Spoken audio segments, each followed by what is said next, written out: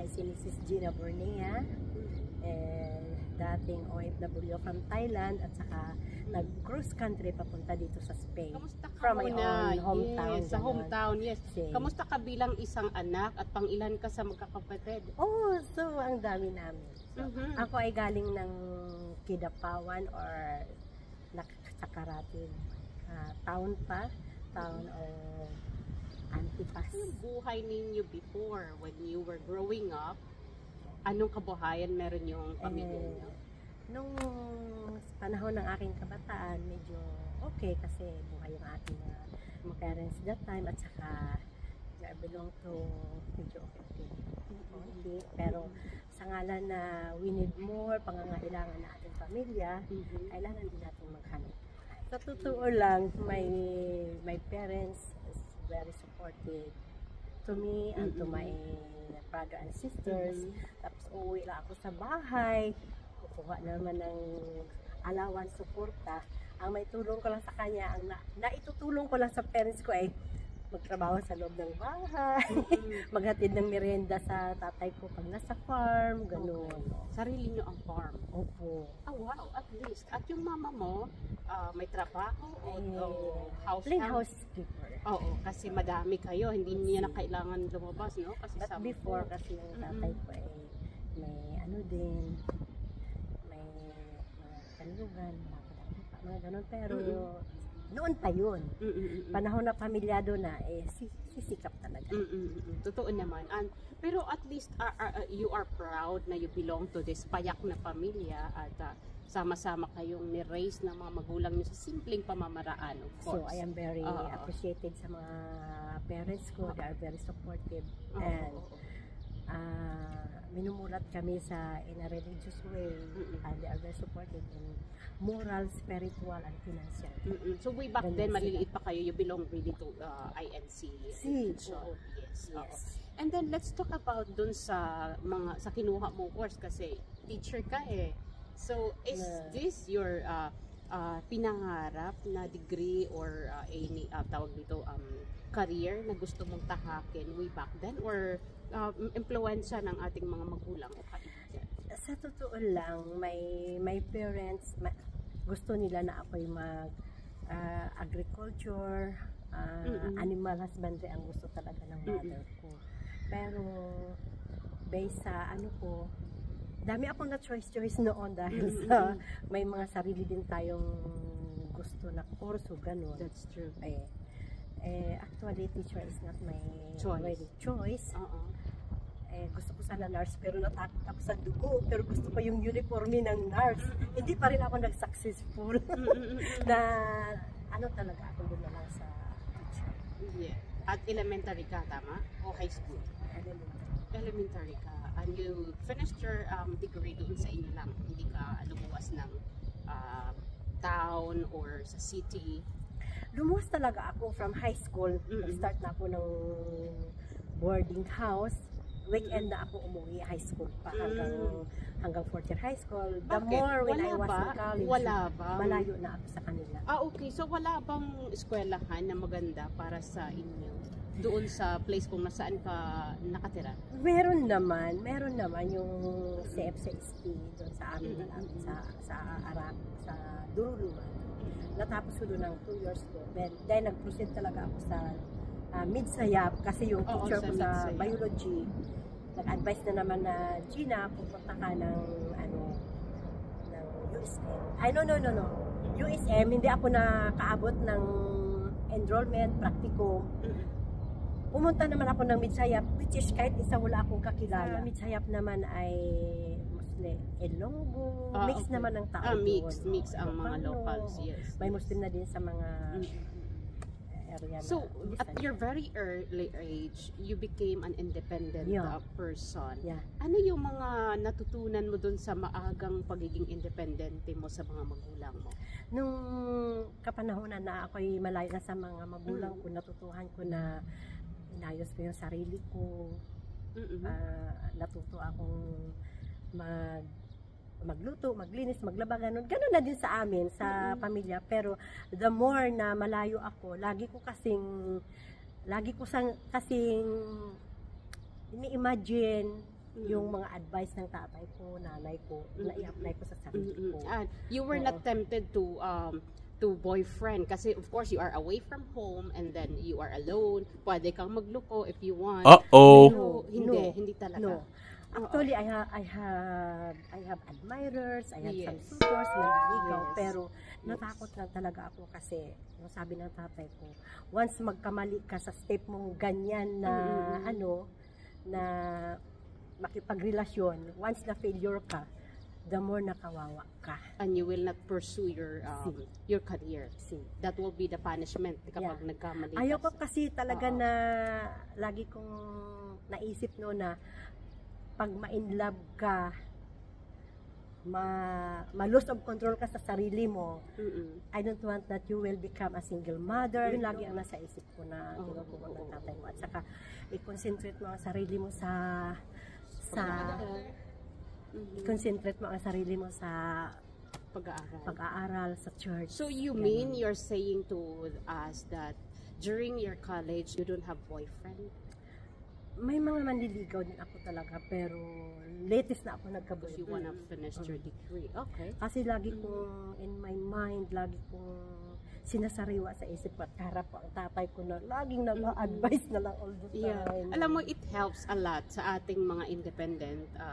Yung mga motivation coming from our parent, it really helps us motivate ourselves to finish our degree kasi oo, diba, importante yan. So after your college, substitute ako in my own barangay. So that was application na in-applyan mo or someone in your barangay recommended you na mag-sub ka muna habang kasi recommend talaga ng principals kasi on vacation. For how long have you been a substitute? Long months. Ano yun? Nanganak yung teacher? Or kasi usually ganyan ang nangyayari kapag parang yun siya, nagpahinga lang kasi health problem, gano'n. So how old are you when you started having a job, even if it is just like a substitute? I'm old enough. You graduated at how old? I'm graduated at age of 25, something like so okay pa that. naman. So, and then not old enough. Nag-work pa ako ng company. Which company? Before, MGN Pharmaceutical Laboratory, which is in Midsayap. Ang sub-office ay nasa Midsayap. As a self-representative sa opisina. So hindi ka naman pala nag-standby, okay naman. Kahit hindi na ito related doon sa degree na kinuha mo. Pero kasi, you were hired. Kasi ayaw ko naman magtambay na mag-stay at home lang ako. Yeah, you need to help your parents. So, kailan ka nag-asawa? Anong taon? O I mean, how old are you when you got your own family? Nag-asawa ako is 1991. Ilang taon ka na nito? 1990. 20 plus ka na, 25, 26. 26. And you are blessed with how many children? 5 lang naman. Wow, at least 5. Kasi ang third baby ko is twin. Our twin, I mean. Okay. Ano tong twin? Boy, girl? Girls? They are all boy. Wow. At meron ka ng mga professionals? Opo. Ilan na ang professional? 3. Wow. 3. So doon din lang yan nag-trabaho, nag-aral sa kung saan ka nag-aral? Opo. Anong trabaho ng husband mo? Farmer, carpenter, mga ganun. Multitasking husband. Siya nag-manage ng aming mga house ko from my father. Yes, that's a good one. And meron ka pang estudyante and at this present? At present, no more. Wala na, lahat, all of them. And meron ka na bang mga apo? Yes, I have. Oh, wow. At 50 plus, nagka-apo ka na. And how many pero apos do you have? Alam mo, Madam Ran, yung may mga apo ako na hindi ko pa nakita. Kasi nang nasa Thailand ako, yung bunso ko ay nag-asawa siya. 2019. Kaya umuwi ako. I work from Thailand. Pero umuwi ako 2019 kasi to attend the wedding of my youngest babae. Nagkaroon na siya ng 2 anak until now hindi ako nakauwi. Until you came here. Oo, let's talk about Thailand. Kailan ka napunta ng Thailand and paano? I was there 2018. Mm-mm. May 2018, ganun yun. Mm-mm. Kasi yung kapitbahay ko ay teacher sa Thailand. Mrs. Moragon. Sabi niya, supposed to be my second child, yun ang gusto niyang dadalhin sa Thailand kasi single yun, dalaga yun. Kasi nagatrabaho din, parang ayaw pa. Sabi ko, sa pangalawang uwi niya, pwede ako na lang, may passport na ako. Sige ate, dalhin na lang kita. So we apply as a tourist. And yung way mga back this papers time, ko. mabilis ka lang maka-des. Oo. And when you reach Thailand, when you arrive there, ano yung una mong naging trabaho? Is it really to nag-direct to teaching ka or meron ka munang mga naging trabaho? Actually, pagpunta ko doon is tourist. You should not supposed to work. Oh yeah.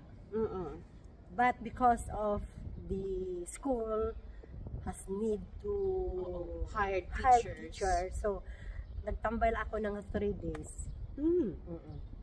Dumating kami ng Biyernes ng Sabado ng gabi.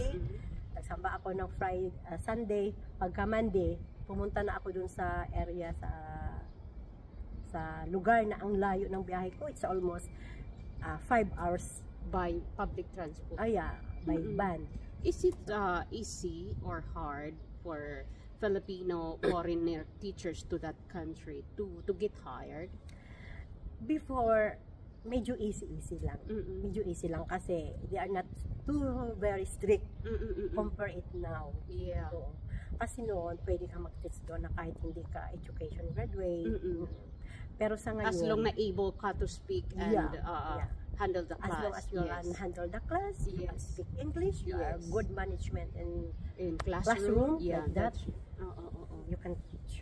Kaya, sabi ng kaibigan ko, ate, punta ka na dito, mag-travel ka, i-guide lang kita, abangan kita. Sabi, nag-travel talaga ako kasi bukas interview at mag-work ka agad. Pero does the government the government of Thailand allow tourists of Filipino to get hired, especially this is to handle kids and you're only handling tourist visa? The government of Thailand government is they are considerable of the tourists as long as you can get work as easy. This is before, but now very strict. You have to follow the new lay or the new law that you have always. There are new policy because the king is new, but before, during the time of his father, okay lang. Okay lang. So there were so many Filipino in your batch, in your time. How many Filipino teachers during the time that you are there? In my school, we have, I think, 9 Filipinos. Wow. Male and female. Yeah. We are all 90 Filipino teachers in Wang Songbon School. This is government school? I think that is semi-government. Semi-government. Or government. To handle kids in Thailand compared to kasi of course, ang approach na ginagamit natin way back sa ating mga probinsya is we have lesson plan. We have still on that time. Hindi pa uso yung mga projector, mga presentation, what do you call that? You have to use computers in your time. In my 3 years service in my work, okay lang, wala pa kaming PowerPoint, no. But sa pang-apat ko na taon, in the 4 years of my service, yun na, necessary na talaga magawa ng mga PowerPoint. Naabutan mo, nag-schooling ka ba?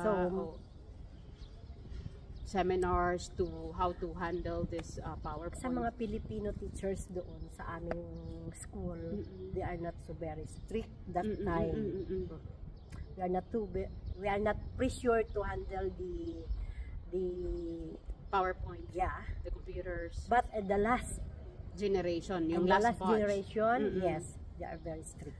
Mm-mm. They are necessary Mm-mm. talaga. And how many kids or children, pupils do you have in your particular classroom? In my first year of service, Mm-mm. I was teaching in high school. Okay. I handle first year to third year Uh-uh. secondary grade. Uh-uh. So I handle in the first year 3 section. Uh-huh. As a second year is 3 section. Third year is 3 section. Uh-uh. So almost 100 but divided by into 3 Okay. section. Was it easy to deal with the Thai students regarding their behavior? Kasi sa atin, iba, pag wala kang, pag di mo binigyan ng firm ang pagiging manager sa classroom, talagang rumble. What about in Thailand? Sa classroom ko, medyo okay lang naman sila. Okay lang ang mga Manageable. estudyante, manageable. Oo. Oo. Pero yung mga third year, doon ako medyo nahirapan kasi minsan ay lumalabas sila, magchikahan lang doon sa labas yung mga lalaki.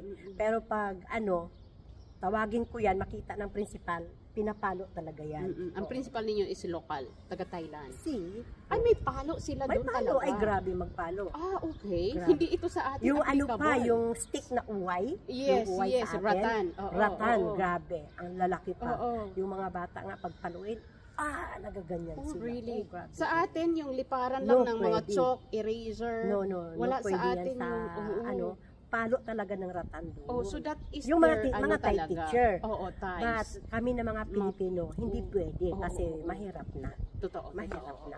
Kasi nagka-problema Oo, yung iba, pero- iwas naman tayo. Oh, what about the language? Kasi syempre, Filipino tayo. We are not used to speak their language. Ang hirap ng Thai language. Sobra Oo. ang hirap. Mas madali pang matuto ng Spanish Mm. language kaysa Thai. Imagine that for almost 4 years na ako doon. Iilan lang ang... Basta mahirap talaga ang because their words is not clear. Iba. Parang mga ibon kung Magsalita. Grabe Pero ang hirap. Obligado ba ang mga Filipino teachers to speak their language? No. No. Okay. Importante talaga yung English na i-apply mo sa mga bata. Oo.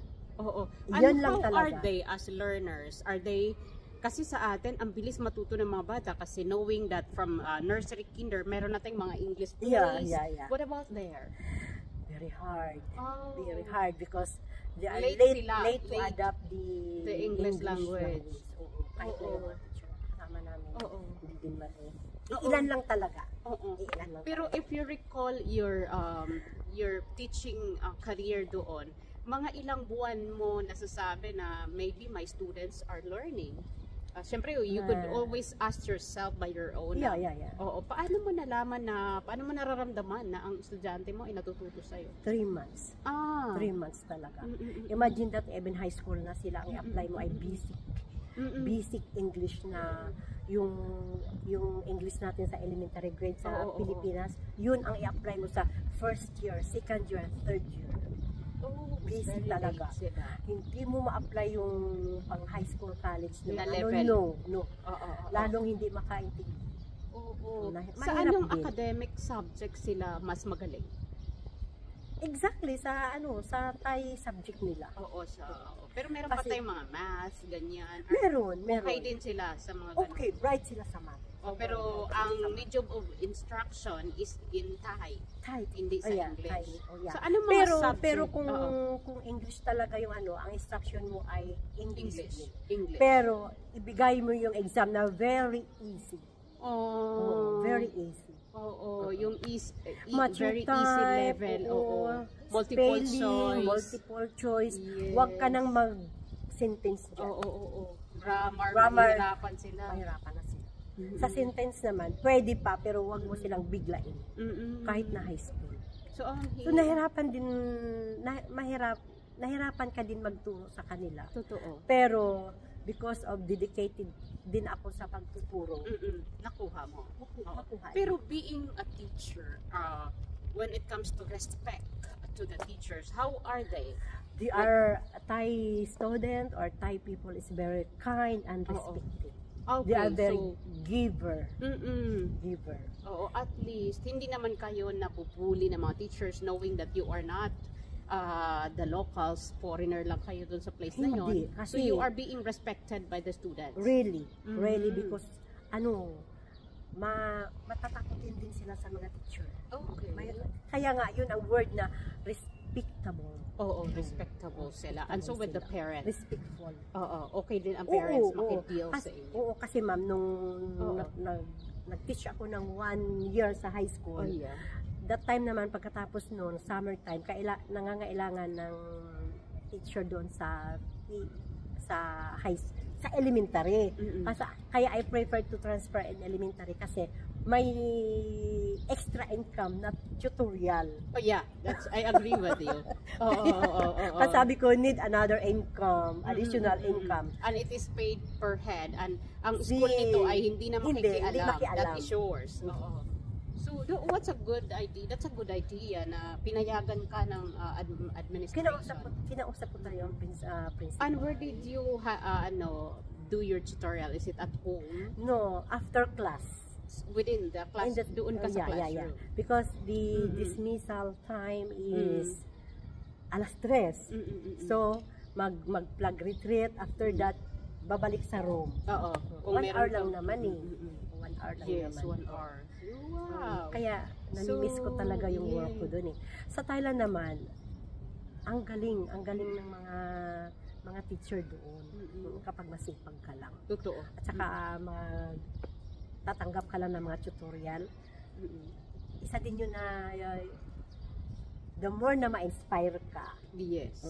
Tsaka, hindi ko talaga malimot-limot yung mga Thai parents kasi sabi ko giver kasi hindi mo lang, you are unexpected na may darating na magbibigay sa iyo sa room ng mga parents. Regalo. Ano yan? Because there is any like event, birthday mo or No, wala? kahit hindi yung birthday. Kasi yung mga parents magbigay na tulungan na parang appreciation because their kids learn from you. Isa din yun. Isa din yun. Yung parents hindi mo lang alam mag-pick up o maghatid ng mga bata, mga anak nila, may dalang chicken barbecue. Wow. O yung may mga dalang banana or mango. Parang or sa atin din, no? Kasi sa atin, pag sa interior barangay ka magtuturo, dala mo ang manok, ang itlog, ang pinya, ang saging. Totoo yun.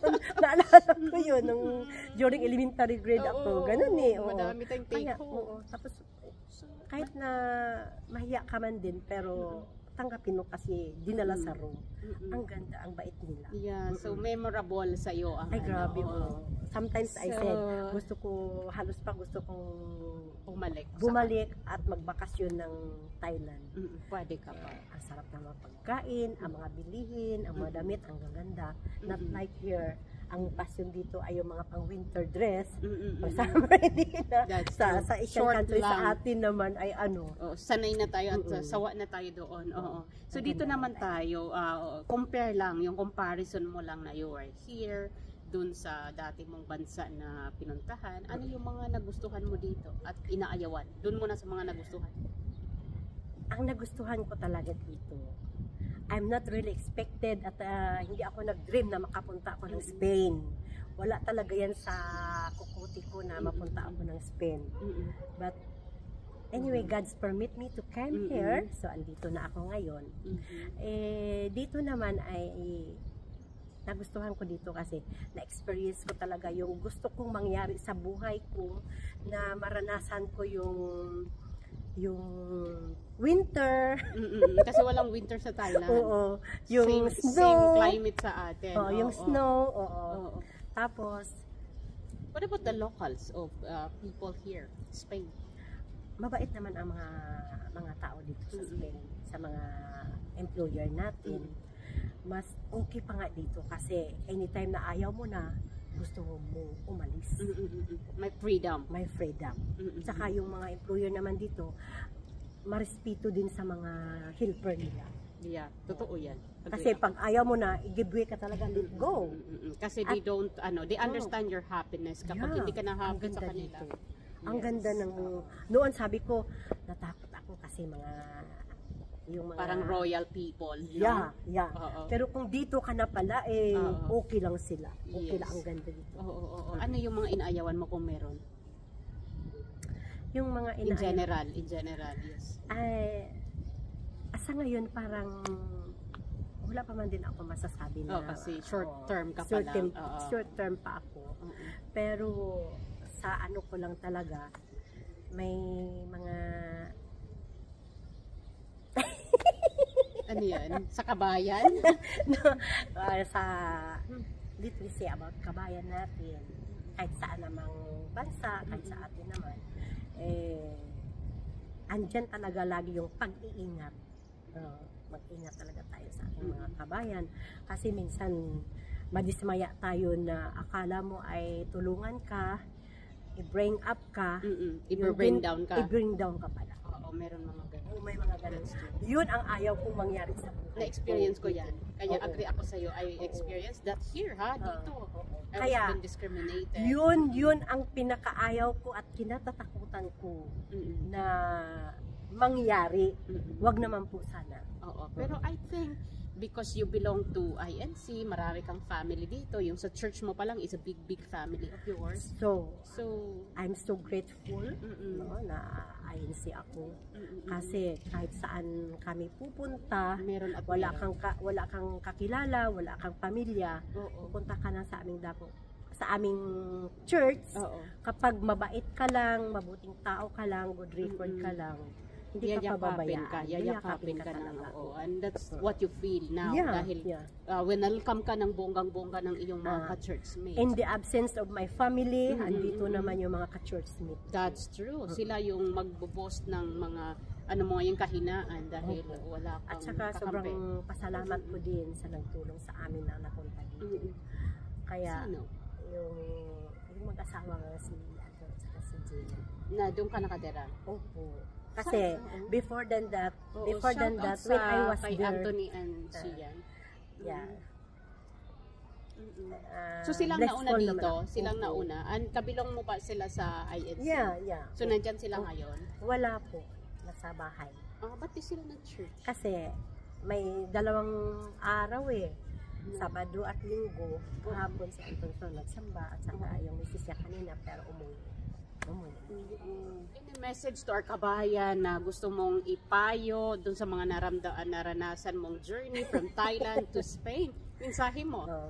Sa ating mga kabayan dyan sa Thailand, okay naman po na mag-apply kayo ng tourist, pero tourist lang, wala kayong employer na papunta dito. If ever na makumpleto yung mga papers na kakailanganin sa immigration, ay no hassle na makapunta kayo dito. So, pag dito na sa Spain, ang sarap ng feeling. No? Ang sarap ng feeling. Kahit na medyo may kahirapan ang trabaho, pero worth it naman ang income. At saka may freedom din naman dito. Sobra may freedom talaga. Mababait din ang mga locals. Yun nga, ikaw na nagsabi na they are respecting you. Kapag ayaw mo na, you can free. You're free to go. Kaya nga ako nagpalit na nga ng employer Pero ang bait naman yung mga employer ko. Pero yung trabaho hindi ko kaya. May employer na hindi ko kaya ang trabaho. So, pwede kang magpaalam. Nagreklamo ako na magpaalam. Okay lang naman dito.